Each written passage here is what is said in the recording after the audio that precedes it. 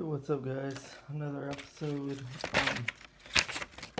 I needed to get some fuses for my Hyundai Elantra, and here's the standard instruction manual that came with it. I bought it from Amazon.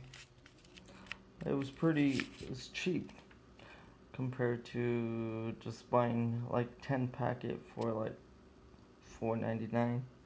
I got 225 fuses, 10, 20, 10 for amps, 10, 20, 30, 40, 50, 60, 70, 85, 95, 105,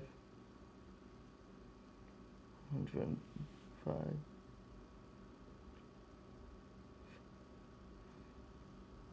115,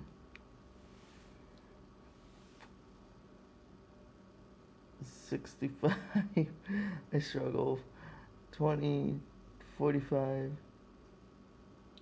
85, about 220 fuses for $8.99. I didn't think that was a pretty good deal compared to the Amazon. I can post a link if you guys are interested in buying these fuses. Alright, guys. Thank you for joining me this evening. I'm Mr. Ahmed, and have a good day, guys.